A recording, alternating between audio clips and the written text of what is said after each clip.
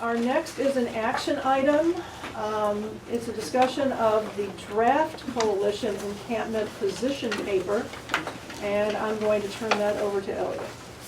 Okay, at your last board meeting, you asked us, staff, to draft a position paper on encampments. As you can tell from public comment this morning, it's a pretty heavy issue in parts of our community. The sweeping act or cleanup activity that's going on. As a coalition, it's a little bit of both a place that's close to us because we experience the challenges of the frequent cleanups that are happening. And I know many around the table have opinions. I've heard them on different sides of the equation in all candor. My personal opinion is that, cleanups can have a function of, performing a critical public health issue, and they can also be an element of harassment, and there's always a balancing act between the two that sometimes you just have to look at the frequency to sort that out. I don't know if everyone's had a chance to read the draft. If I should read it out loud, it seems like it'll take a long time. Why don't you put it up on the screen in case people? And so let me read it out loud. This will be, if we adopt it, will be a position paper by the coalition. It's public. We're somewhat of an administrative entity. Again, I'm going to speak a little bit as a person with kind of a long time as administration. Administration is always somewhere in the middle. It's you have to try and synthesize all sorts of voices, but also call out things that are important, just to be clear about. And please understand, we've developed this draft to be an aid to you in gathering your thoughts. This is not something we're trying to sell to you, to the board. The board will make the ultimate decision on how to modify this and improve it. It needs to be a reflection of the board. Go ahead. And just recognizing that, amongst all partners, there are many different opinions, and you have to try and do your best to balance out disparate voices. That's kind of another administrative viewpoint I have, that populations generally don't agree, and a good administrator tries to listen to and synthesize multiple viewpoints and not just represent kind of one side, but try and figure a way to encompass a whole. So, hey Elliot, so it's on page 26. Oh yeah, page 26. So the coalition recognizes an individual's basic need for shelter, safety, and community. Additionally, the coalition recognizes that without an adequate supply of housing, too many people living with very low incomes have no local housing options other than living unsheltered. To address this reality of insufficient housing and shelter options, communities, housed and unhoused, along with service providers, public, nonprofit, faith-based, and voluntary, offer resources that can allow survival and opportunities to address critical health and quality of life issues for those living unsheltered and in encampments. It is acknowledged that many encampments in the region originate as a survival response by the community experiencing homelessness, many of whom are awaiting the opportunity to receive assistance. Due to the lack of affordable housing and shelter in the area, many of the people experiencing homelessness spend 6 months or more on various waiting lists.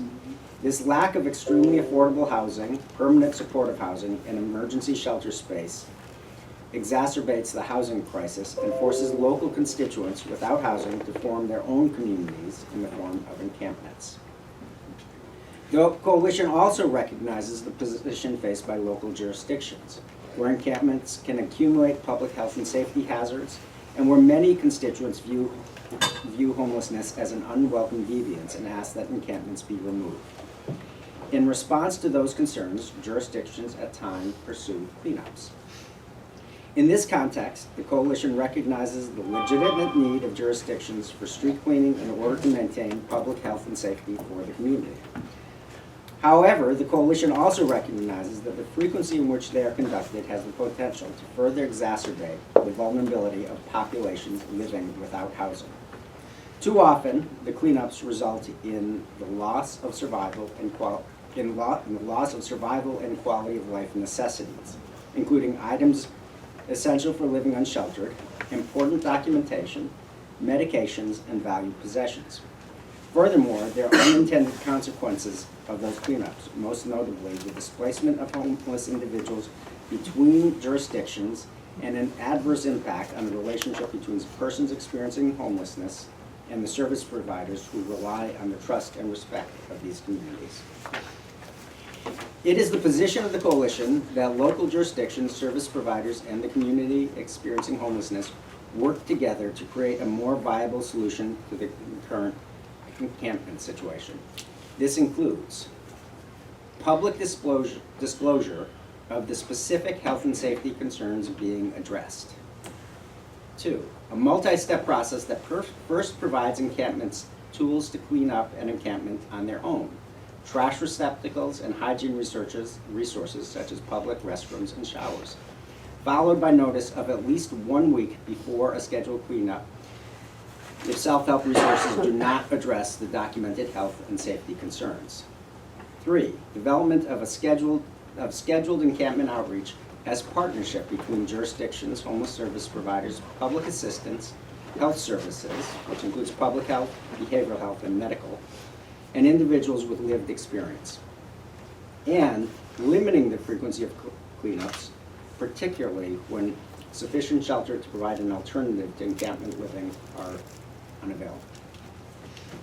So that's what we drafted.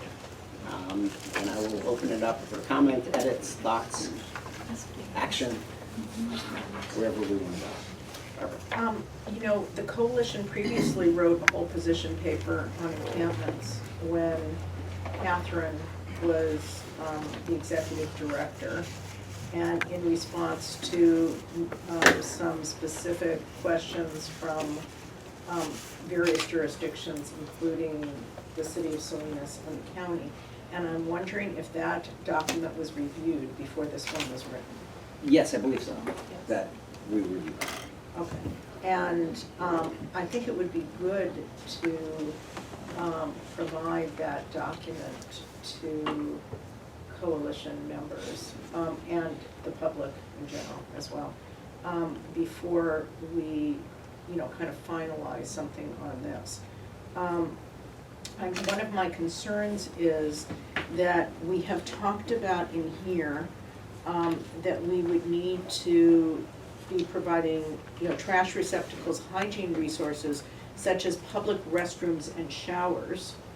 And I remember, and maybe Jill can comment on it, there was, extensive efforts before the health center was open to have portable restrooms in the Chinatown area, which was not successful because it was, I don't know, maybe Robin, maybe, Jill could comment more, difficult to maintain both the safety and the cleanliness of those.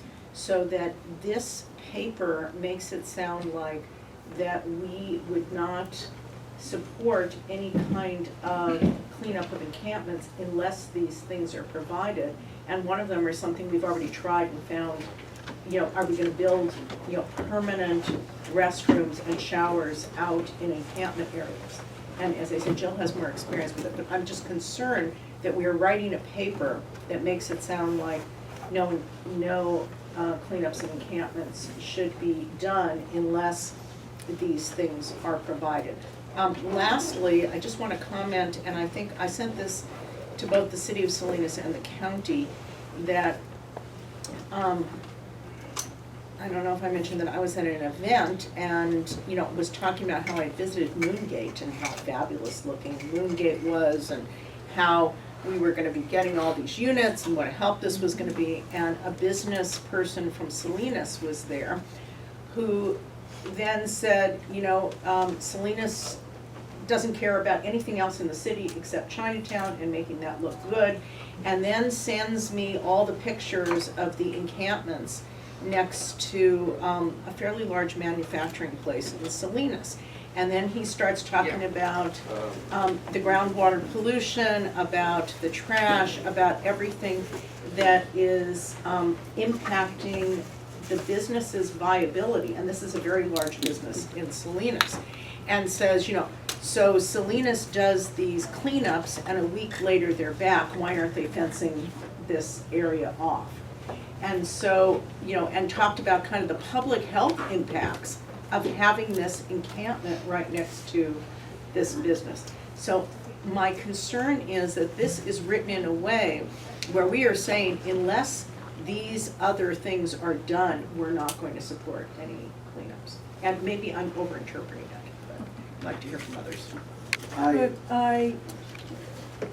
I actually don't interpret it like that because it gives a lot of credit to understanding there's a need for cleanups and such. And over here, there's does say to work together with different organizations, service providers, communities. So I do feel that it has the language that we need to work together to bring solutions, not just go out and do cleanups. I think what may be missing also is whenever, if this process were to be followed, the linkages to service providers, to different services, I think it's important in any cleanup, not just the cleanup, but also, hey, we have other information, this is some of the resources, through the help of different service providers. But overall, I think it's well written. So, Robin, if you just give me a second, I want to, because Barbara called out the restroom issue, I just wanted to make a quick comment. Yes, we have a lot of experience in the Chinatown encampment with porta potties. And yes, they are problematic. The city has porta potties there now. I don't know if they're experiencing exactly the same challenges that we had. And I don't mean Dorothy's Place. The porta potties were actually put there by the Salinas Downtown Community Board. But they are challenging. This paper, however, is not calling out and saying you need to put porta potties. Porta potties are not a good solution for people that are using things regularly. And environmental health in Monterey County will be the first to tell you that they are not a good solution. They are there for a temporary event, like a music festival. They are not there for daily use. And to expect them to function well for that is ludicrous. In Santa Cruz, where they actually had a facility that had restrooms and showers that kind of started out kind of marginal, and that they really tried to make work for years and years and years, has actually shut that facility down in favor of mobile showers and mobile restrooms. And I think that that concept falls very easily within this position paper. We are calling out in the position paper that these needs need to be fulfilled to actually have a successful response to encampments. I don't believe that we're saying, we're basically giving an ultimatum, that unless you fulfill these needs like this, we are not going to support an effort. I don't believe this position paper says that. Okay, Rob. Now, I want to debate the differences between a porta potty and a mobile shower, because I don't know enough about that. But it seems to me that if the resources that were spent on doing the number of sweeps that have been happening in Salinas were spent on solutions towards finding some ideas that would work to meet individuals' needs to shower and to use the restroom, that would be a better use of resources. I think what's happening is inhumane, frankly. And I understand the public health aspect of it. However, people have basic needs, and so that kind of trumps, for me, a sweep. And I just think that the resources put into sweeps would be better spent making some viable solutions to helping people meet their basic needs. And I'd like to see that as a suggestion in the paper. To say that again? Well, you wordsmith it, because you're good at that, but the resources spent on sweeps and other kinds of intrusions into encampments would be better spent finding viable solutions to meet the basic human needs of people experiencing homelessness. Anna? I just want to add in the second paragraph that transitional housing, even though it's not currently popular with federal dollars to provide transitional housing, I want to add to that list of extremely affordable housing, permanent supportive housing, also transitional housing is practically non-existent.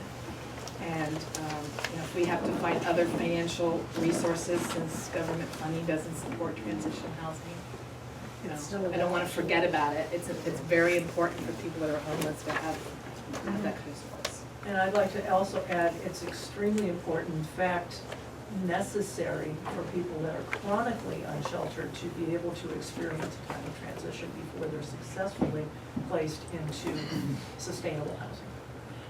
Anybody else at the table with a comment on this? Kurt? I think it's good as a philosophical piece, but it's toothless. I don't think work together is definitive enough. I think if you want to have an impact on this, you need to have a timeline and you need to assign responsibilities. The only thing the coalition can do is the first half of the second bullet and the first half of the third bullet. Those we can do. We can offer to take the lead on outreach and encampment tools. But other than that, it's out of our jurisdiction. This would be very easy to just ignore and say, thank you for your input, ignored. Thank you, Kurt. And with that in mind, would you be willing to offer some suggestions about how we could put more teeth into this? I mean, you've offered them here at the table, but I mean, you know. Sure, I would say, let's start with fiscal year. Let's say in the next 6 months, the following actions need to be taken. Why don't we assign public health to the first one, recommend that public health be specifically assigned to do that. We, the coalition, take the lead on 2 and 3 to coordinate with health services, public assistance, to have scheduled outreach at regular times and intervals in the encampments.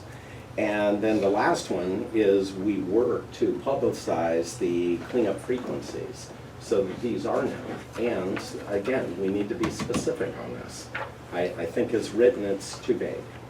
So your points are well taken. I think that as a position paper for the Coalition of Homeless Services Providers, I'm not saying that it needs to be vague, but this is basically declaring where we stand philosophically on this issue. It is not meant to be the document that actually recommends actions, but it doesn't mean that it couldn't be the document that recommends actions. So we need to decide whether we want to go in that direction with this, or whether this just becomes basically the flag in the ground, and then we rally around the flag and make some action happen. How about we do both? We start with this and then we say in the next quarter we will submit very specific details on how we recommend these be implemented in coordination with public agencies. Interesting suggestion, Anna. I would agree, you know, with some street centers, we'll take positions on unpopular issues about liquor licenses, or as an example. And we'll post it on our website, and we'll send the position to local newspapers. And then alongside that, we also have an action plan. I mean, we can't control the actions of everyone, but we can control what we want to do as a coalition. And so alongside it, we post it, we share it, and then we create our own action plan of what we're going to agree to do. It's a separate document. And I think that there's some merit to that, and, you know, I can see a position paper, like you said, posted on the website. I can see it released to the media. I can see it disseminated through social media. I can see all of that so that we can get a wider awareness in the community that, oh, this is the Coalition of Homeless Services Providers. This is where they stand before we get in there and start recommending actions. Otherwise, an action document, if it's disseminated in that same way, can cause a lot of reaction. Favorable reaction, unfavorable reaction that you're having to deal with while you're trying to get your action plan going. So, Jill? Yeah. So, you know, part of the reason we did this is because of the activity that's happening in Salinas, right? But we've got a bunch of other cities in the county, and then we have the county as well. So, as you were talking, I was thinking, should we, instead of creating an action plan, sort of take, because we've been talking about, well, what is Seaside doing? What is Monterey doing? And trying to figure that out. I mean, could we create some sort of report card for each city and how they relate to this position?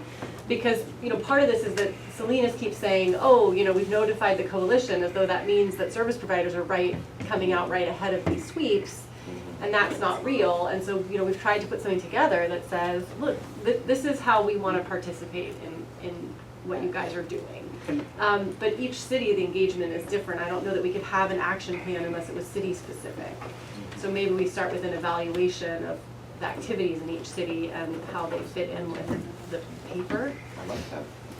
Yeah, I mean, just thinking from the city perspective and the county perspective that, you know, we've got to have everybody's involvement. I remember sitting around the table with Jill and Catherine and, Don Reynolds about, how do we handle the sweeps years ago, right? So that has to happen in order to really have something that's gonna function well, that we can all work with. Okay, so any other comments from around the table? And I should say, Jess, you should be at the table. Oh, okay. Promoted.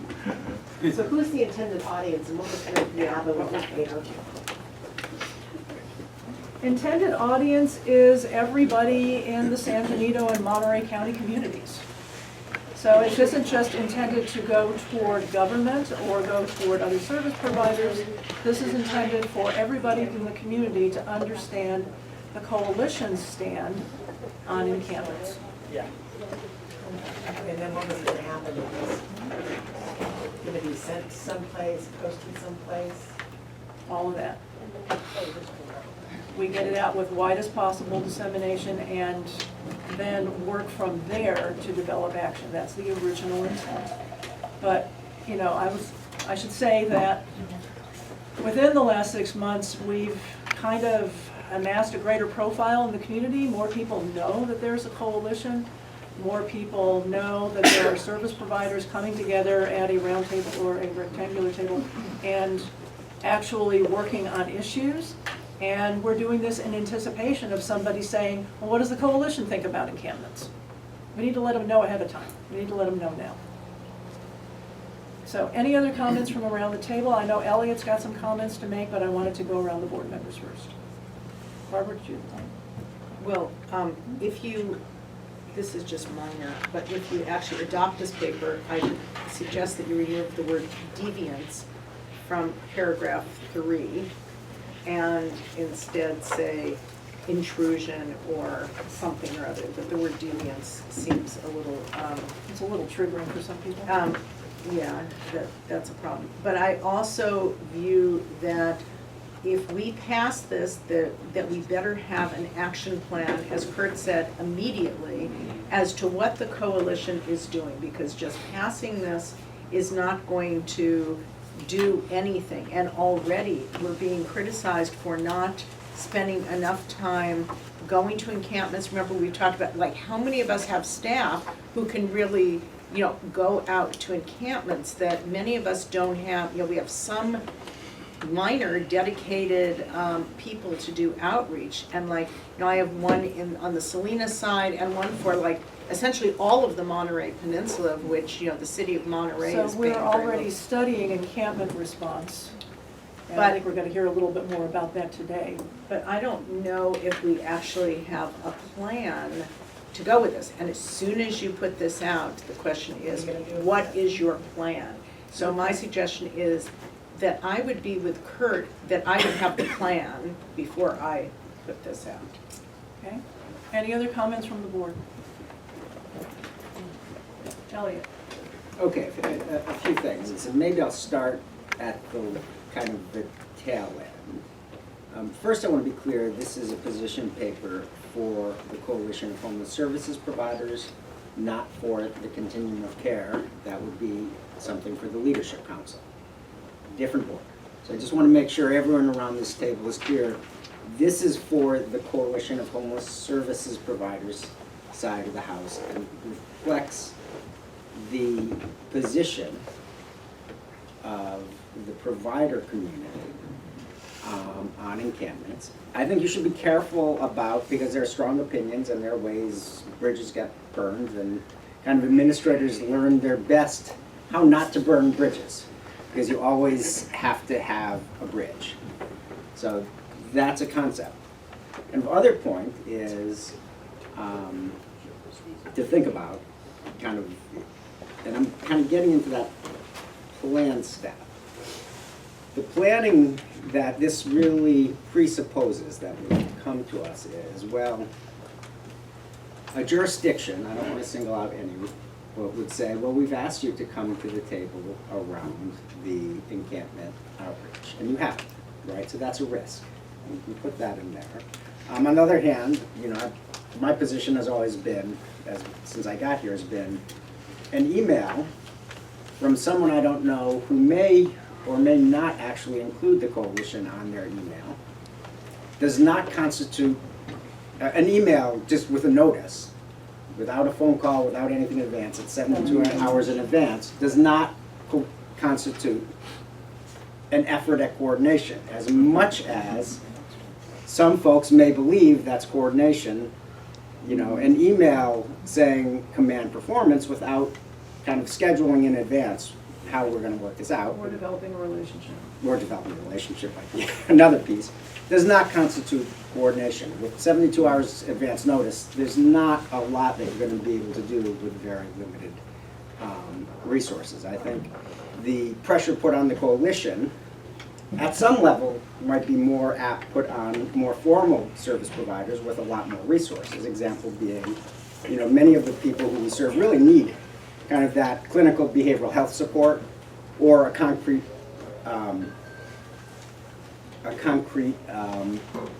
public health mission. So it's hard for us as kind of, you know, with kind of really introductory outreach staff at some level. I mean, it's a little bit arrogant and I feel bad saying that, but, you know, many of our outreach staff are fairly fresh in the world. Are not necessarily clinically trained for a very complex population. So, action plan needs to kind of contemplate at some level, how do we coordinate an encampment response? And if we come out with a position paper, it puts pressure on us, and we don't necessarily have the resources. You know, from my years in social services, you know, I've heard many in the public sector kind of look at a $500,000 contract and say, woohoo, look at how much money we're giving you. On the other hand, that's about well, in public sector world, that's about maybe 5 FTEs worth of capacity. In the nonprofit world, you might be able to turn that into about 8. So there are not a lot of resources. So part of the action plan, Kurt, I think would beg the question, how do we get more outreach resources? HHAP could be a piece of that, discretionary money, reinvestment, which I think someone brought up, Robin, I think you brought up the reinvestment question. Can we reinvest money so that we can have outreach contingent? I think in terms of, Barbara, your concept of the difficulty of public restrooms and showers, we might be able to solve that just by saying, for example, right? Because this isn't a must list, but it's an example, set of examples. So if we specified that, that might take But care of that's that. probably the most important, I mean, if you're looking at public health impact, that's probably the most important thing on that list, is sanitation.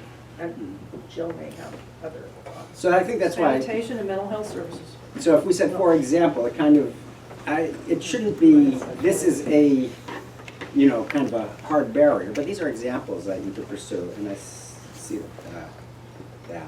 And TikTok. I need to let the rest of the room comment as well.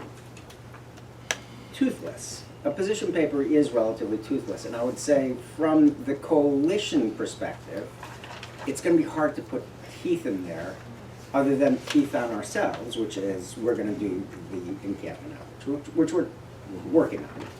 But that would be the tooth,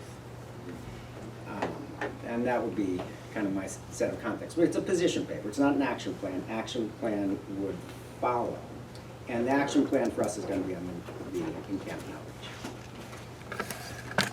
Okay. I just wanted to say, I understand the position paper and an action plan being two completely different things, but maybe could the position paper conclude by stating, this as a coalition, this is what we believe maybe, you know, we would be able to contribute to kind of help with these issues, and we invite whichever players we think are necessary to join us to come up with more viable solutions to this, you know, to this issue. Basically an action to bring other people to the table, people from different cities, Monterey County, public health, having them come together, just so the public develop an sees action it. plan. So they see that we're saying, we understand there's challenges and kind of holes to what we can do, but if we partner with other communities, we think that we can come up with a realistic solution. That way, if you feel like it's toothless, it has an action kind of at the end, but it gives us time to figure out a more concrete plan in the future.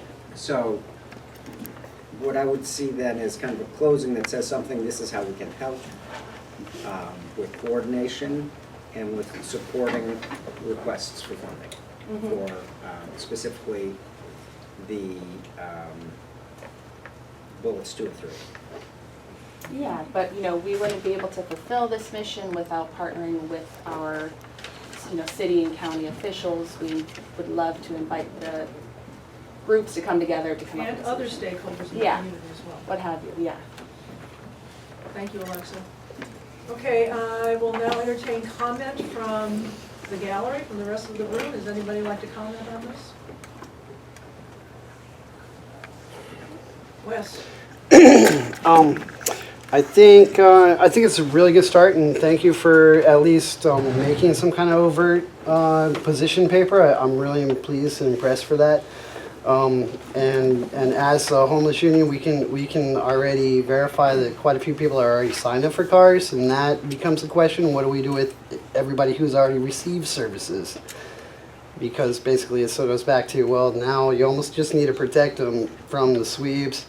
We just need permission to be somewhere. We could build a better lifestyle, better, you know, make them house trained, and then that way you can place them into programs, and we can do all of that if they have a stable, you know, foundation.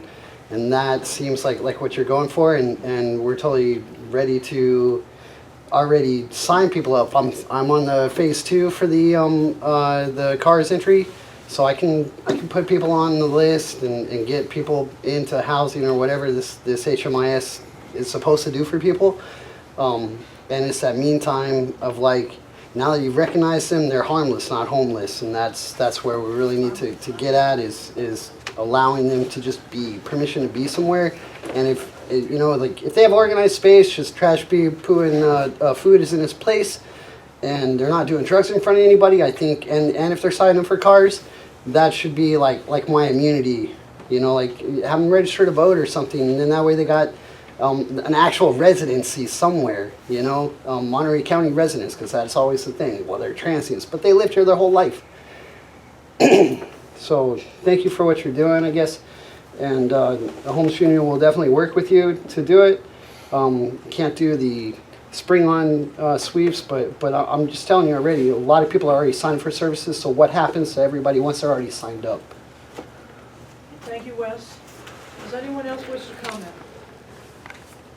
Okay, so. all One right. more. Mary Ellen. You know, I just really want to say that I really respect the amount of work that this is all about and how painful this issue is for all of the providers, because it's been going on for so long and only getting worse. So I guess I just honor your humanity, and I would really, you know, I'm sitting here thinking I've spent a whole life in public health and in nursing, and I want to do something, I want to help. And I know there's other people in the community too. And so if there was some kind of volunteer corps that was hired, trained, and used as advocates to be able to help all the nonprofits that are suffering. And maybe that could come out of you guys. It could just be your group and train us, educate us. And I'm pretty educated at this point, but I could get a lot more educated. And that's my thought. There is a community out there that cares and wants to do something and feels somewhat powerless. And if you give them direction, an action plan, this is where we need people, will you be able to sign up? I think it would be tremendously helpful.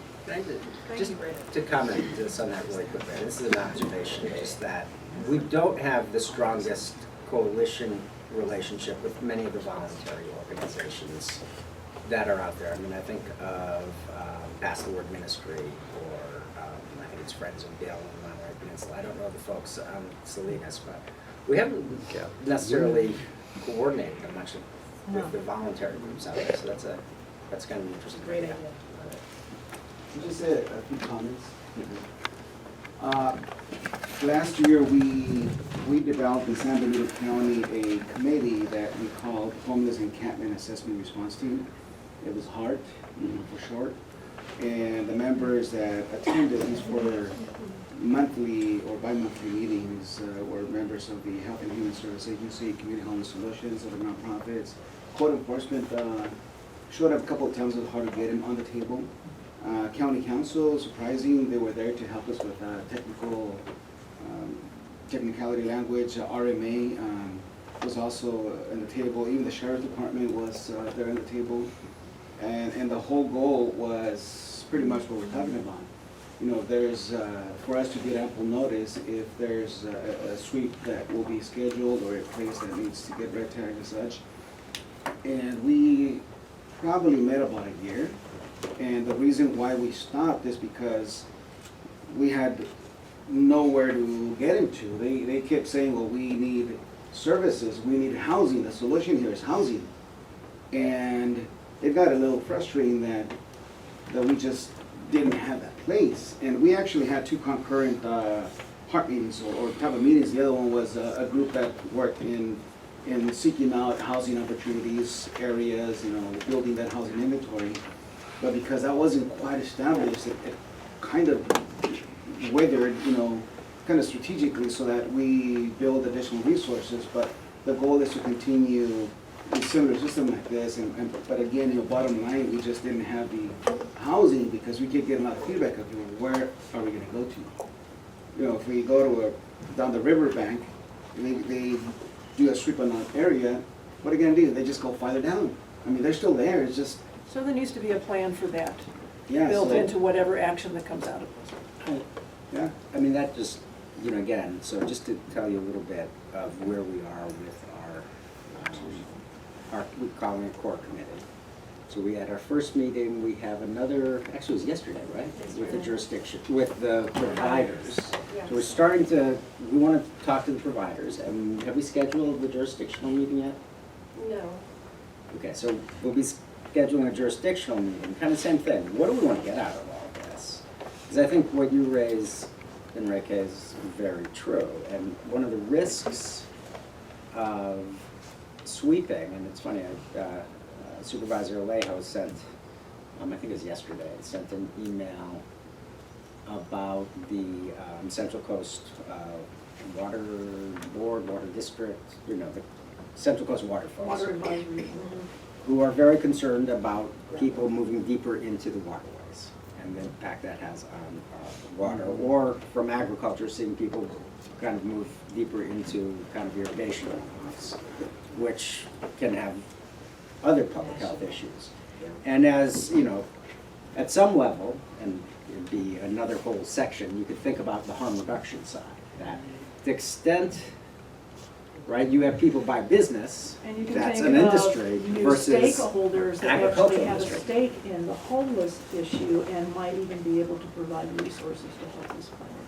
But I think you do have to be careful, and it sounds like this is one of the things that San Benito heard, is that you have to be careful about moving people into the places where there are even greater public health hazards.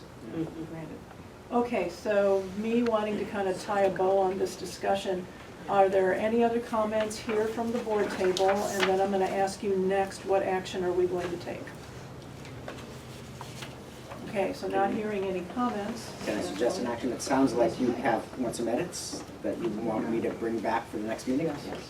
Including a copy of the Previous previous decision. position. Okay, is everybody okay with that? All right, Thank you for your input, actually. We're It's good. very useful. this is very great discussion. I really appreciate that a lot.